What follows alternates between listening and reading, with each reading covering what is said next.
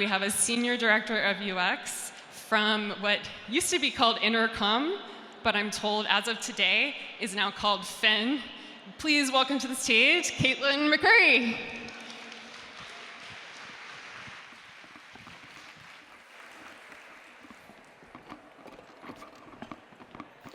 Hi, everyone.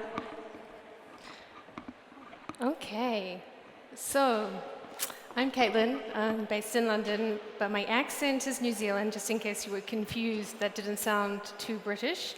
And I think that researchers are too precious. Okay, bear with me for a moment. I'm going to be a little bit blunt, but I feel that researchers have become a little precious, okay? We've built this idea in our minds about what real research is, what counts, what doesn't, what we should or we shouldn't do. And this has led to things like not doing things that we feel are below us, or perhaps getting a little bit defensive when we feel like somebody's undermining our craft standards. Or maybe it's also sometimes leading us to feel very offended when a stakeholder doesn't align with our perspective or the decision that we recommend. Now, don't get me wrong. These standards, this mindset, has served us well. I think that the craft has really up-leveled its standards over the last 10 years. However, I think that this is now starting to hold us back a little bit with the current change that we're experiencing. Because the reality is that we are here not to protect our craft, we are here to help the businesses that we work for be successful. And yes, we do this by advocating for the user and bringing their voices into the rooms that we're in and bringing reliable and valid insights into those conversations. But we also need to consider an uncomfortable truth. Sometimes what we want for our craft to be nuanced and deeply considered and thoughtful and human-centered is not what the business needs or wants. They want us to be agile and practical and fast and very concrete and specific. And when those misalignments come up, we don't get to opt out of those conversations. And I think that this tension is happening more than ever right now in the environment that we're in, because businesses are moving faster than they ever have before. Shipping software is becoming incredibly easy, and it becomes easier every week with AI. And what businesses expect of us as researchers is constantly changing. I think everybody's job is constantly changing at the moment. And I get that that is messy and uncomfortable and scary, right? But if we cling too tightly to what we think we should be or what we have been in the past, we risk making ourselves dispensable.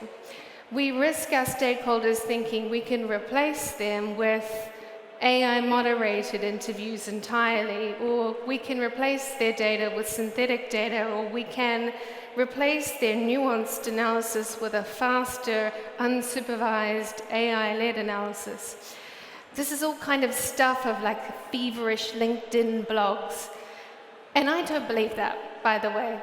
I'm not here to fearmonger you because I actually think the opposite. I think what is ahead of us is a really exciting future. However, this requires us to be authors of our evolution, not to opt out of uncomfortable conversations about trade-offs. Unless we face these conversations, I fear our role will be redefined for us, or worse, the landscape will be redefined without us. By the way, I'm speaking about this as if I have all the answers, and I certainly do not. I am certainly still working this out myself. Basically, every other week something changes in AI, and I'm questioning, am I doing the right thing by my team? I'm sitting in meetings, nodding along, thinking, please, do not make me define what a RAG is. But I do know this. The more time that I spend thinking about this topic, the more that I think about what we've already achieved over the AI-accelerated period of transformation over the past 6 months, the more that I feel very optimistic about not only my team, but the entire industry. And I know that a lot of people in this room are probably anxious. So what I want to do is share some examples about how we are transforming through this change. And hopefully I can leave you with some ideas or some optimism, and most importantly, with a sense of agency.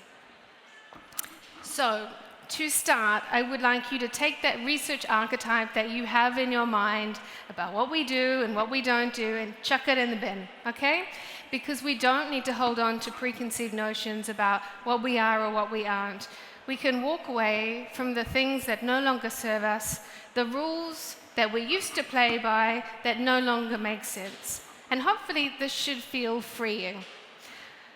You can walk away from feeling like you don't have a seat at the table, struggling to actually make change happen, feeling dependent on other crafts to get stuff done, waiting for that stimuli to get done, waiting for somebody to prioritize something, being slowed down by others, and struggling in your craft development because maybe you don't have access to the right people to expand your craft skill sets to become more technical.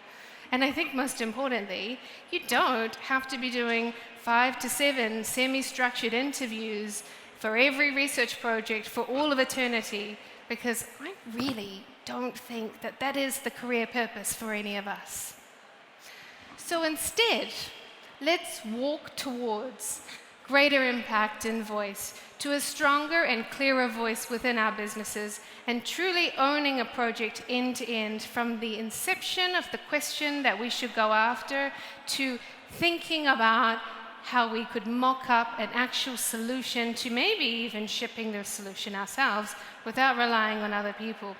You can be freed from the nonsense and the silly work that we can now automate, the work that actually doesn't serve us, and refocus on helping the business answer questions that actually matters. But to do this, we need an operating principle. This is experimentation. It's an undercurrent underneath everything that we do in Intercom as we work through this time of transformation within research. And I would argue that I think that this mindset actually matters more than what you do or you don't do, because there is no right answer about how you work through this. The context that you are in, the business that you're in, and your capabilities and your constraints are going to be completely different from mine, and it really doesn't have a single right answer. But what does matter is approaching this with a mindset that you are going to try, and you are going to try hard enough that sometimes you're going to fail, and you're going to learn from those experiences, and you're going to find the right tweaks to your environment that make sense. But this experimentation mindset does not mean that we only get to do the cute stuff. This does not mean that you just get to do the fun little sexy dashboards and maybe an interactive chart. No, this means that we need to confront even the things that make us feel a little bit icky. I'm talking about how we feel about synthetic personas, maybe AI usage and qualitative analysis, all of those things that make us feel a little bit queasy sometimes because we don't know what we think about this. We need to confront those awkward edges of AI that are changing our craft head on, because if we don't do that, somebody else is going to do it for us, and I don't think they're going to do as good of a job as we would. So, what could this new archetype look like? One area that we've invested significant periods of time in is building out our reusable and durable insights systems. These help us quickly process large swaths of data, moving quickly from secondary data into high-quality, purposeful primary research work.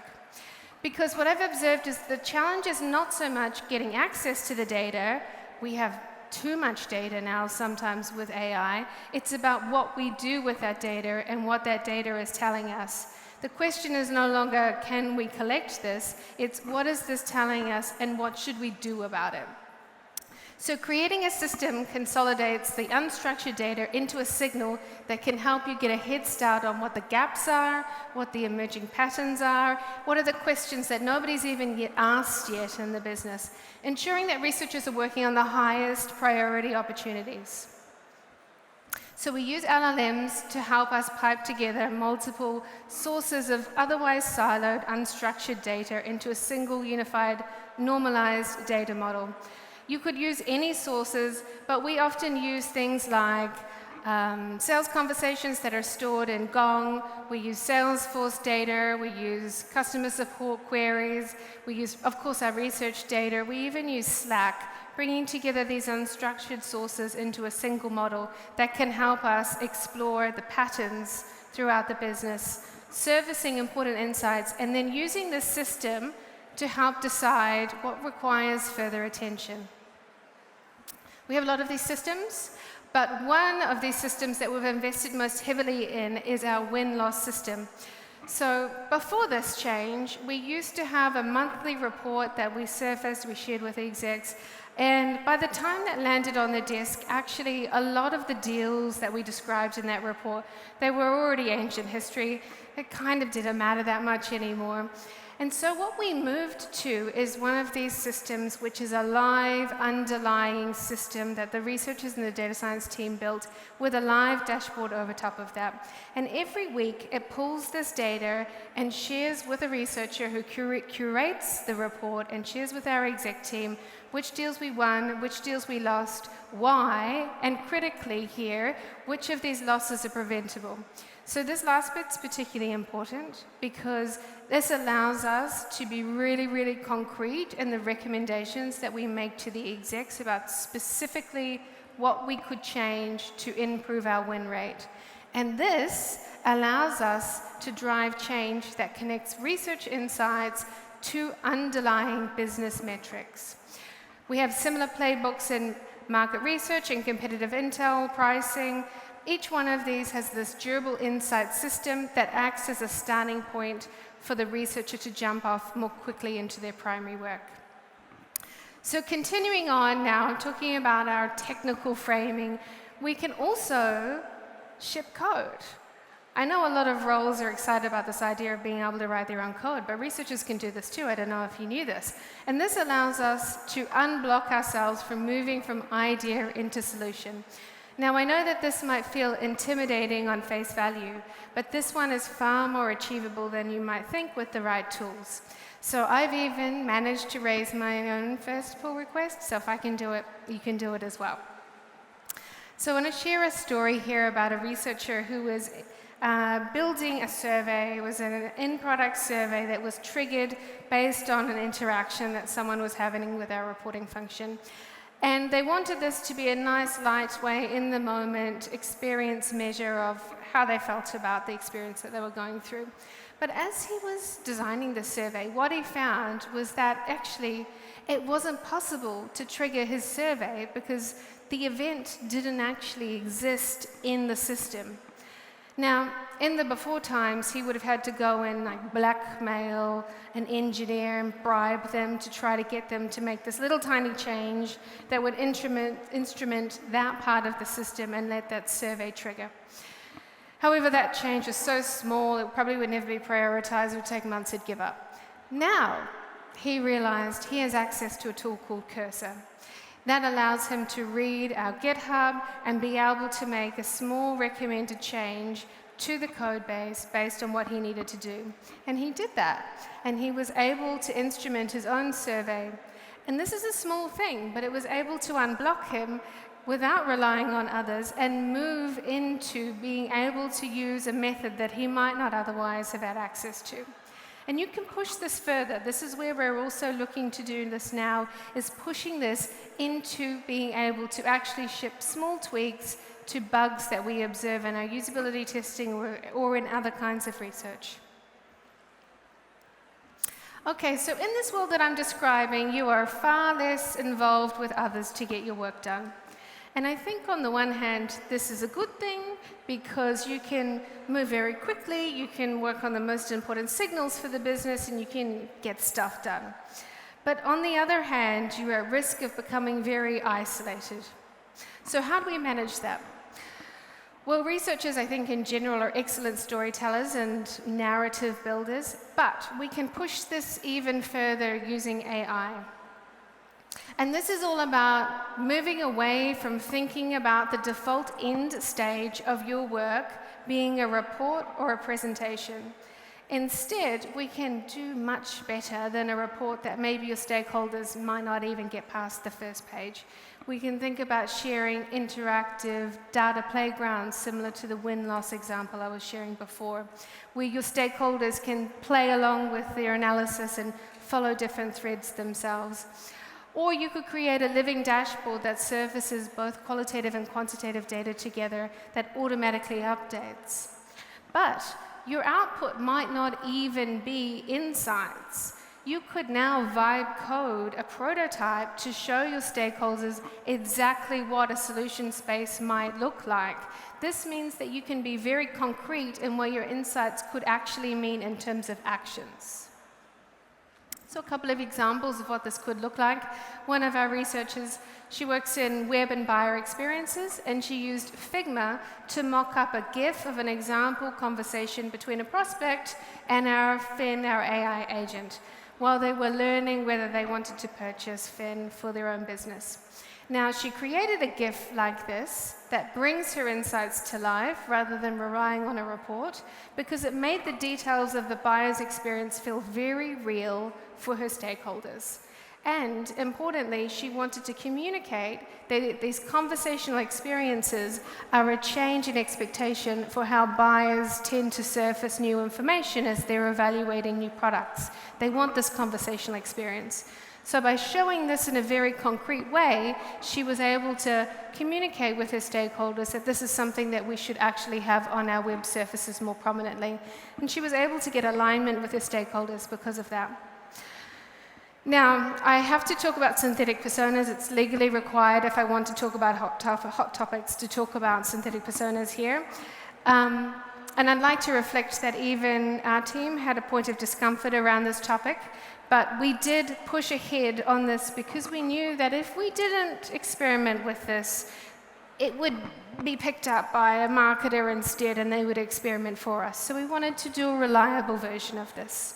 So our principal researcher actually created these synthetic personas using a lexicon of real customer interviews that it was trained on, so it speaks like a real customer. And this was actually the output of some of her archetype research that she did. So rather than producing a report, she produced a synthetic persona that you can talk to and learn about what our customers are actually like. So all of these changes are about freeing us up for the things that actually matter, that we are actually excellent at. These are asking good questions, interrogating the data, finding the patterns, and bringing meaning to the data. The evolution of AI in our craft should never, however, replace your thinking, and nor should it replace your unique voice, how you share your findings with the business. That's something that you need to hold on to. But these tools are about giving you freshness and creativity and a broader suite of capabilities that make you more effective as a researcher. Because being an excellent researcher is not about how well you interview. It is not about how perfectly you can manage order effects in a deeply complicated survey design. Look, these are nice, but at the end of the day, these are just tools. Our purpose hasn't changed. We are still here to help our businesses be successful. We just have many more tools at our hands that can help us do that in more rich and deep ways. So here's my proof. This is the average interview count per researcher on my team per month. The team has roughly doubled in this time, and our principal researcher, who was quite frankly one of the most impactful people on the team, has interviewed about 3 people in the last year. Most of that was recently. We are doing less primary work than we have ever done before, and yet we are more compelling in the business than we have ever been, because we can meet our stakeholders in their timelines, even when they're bonkers. We can meet them with more types of data, and we can bring reality like never before to the data when they are drowning in noise. This is what freed up looks like. And on the flip, we are doing less of this traditional work. We're flexing into more skills, more data science, more analytics, more engineering skills. The bar to entry on these adjacent skills is lower than it has ever been, and the average researcher is querying more than they ever have before. So as we continue to flex across crafts, we can stop handing off these insights and start owning the work end to end. We can push to delivery and push to outcomes, not just lip service to them. That's the shift that matters. So this is my vision for what we can achieve as a craft. Individuals that leverage all data, all methods available to them, extremely flexible to adapt into different roles, into different crafts, and be freed up to investigate blind spots and to bring reality to the humans behind decisions. They have strong voices and they command space at the table. We can see the patterns. We can build these systems to wrangle the data now, and we can dig right into the individual data points to draw out the human-centered story.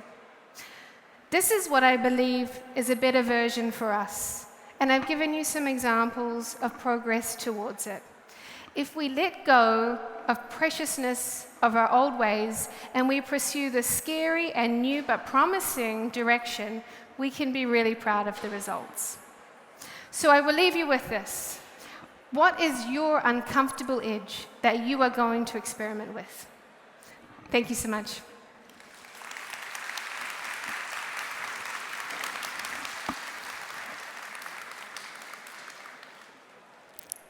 Really taking a few questions. I think we have some mic runners out there. Anybody have a question they'd like to ask? We got one here. Do we have a microphone? Yes, wonderful. Hi, thanks for your talk. My name is Tamara. I have a question about, we all know that sometimes you win big with AI experiments, and other times it's like, oh my God, that was a total bust. I just spent a ton of time trying to make this work and it didn't. How do you kind of deal with those losses in some way, and how do you make calculated bets about what to try to experiment with? I think we're less calculated than we have been in the past in some ways, because actually I find that we spend far less time on each of those bets than what we would have done a year ago. We're not talking about AI, but if we're going to explore another path. The bets that the team are spending time on, maybe 1 week, 2 week, look, we can risk that because we make up that time working so quickly on other things. They can surface insights in 1 to 2 days using these systems that I was describing. So it's kind of a trade-off where I'm like, you got a crazy idea? Just try it. I don't want to calculate it too much because I think that we have to push the boundaries as much as we can, and we have to allow these fails to happen. I will reflect that I think it's something that's been a little bit uncomfortable for us originally, was this accepting the failures. However, if we aren't doing that, we're not doing our jobs properly, to be honest. So I would say don't be calculated. Just go for it, because you can make up the time on other things now using AI. Great question. What else? Over here? Front row. Yes. Hello. Hi, my name is Sierra Nelms. I have a question. When you talked about synthetic data and the team doing less and less live interviews, what is the process for reintroducing fresh data to keep that model close to reality? And what metrics do you then have to track any wandering? The synthetic personas? Yeah. So we are in the process of moving all of our recordings from our research sessions into Snowflake, and so the LLM queries from Snowflake and draws that into the synthetic personas. So as long as the new sessions are going into Snowflake, it should come into our synthetic personas and be categorized into the relevant archetype based on whatever characteristics we've defined. In terms of wandering personas, so they're still pretty new for us. What we've done so far is we're looking at an inter-rater reliability, essentially, where we've been able to compare the way that the persona is responding to a specific question in comparison to how a real customer responded to a question in a real interview that was in the same cluster membership. But because they're still new, we haven't assess that over time. I will say, though, rather than thinking it that way, we're thinking of it more in terms of guardrails on usage. So we recommend to the business that they only use them in situations where it's like supporting ideation or supporting depth of understanding about the customers and not decision making. So we should say, don't use it for decision making. If you have a high risk decision, you need to actually collect data. But if you're using it to inform the direction that you're going in terms of developing a stimuli or a message, then that's fine. So it's like a risk reduction approach. Thank you, Caitlin. I think that's all we have time for today, but give it up again for Caitlin.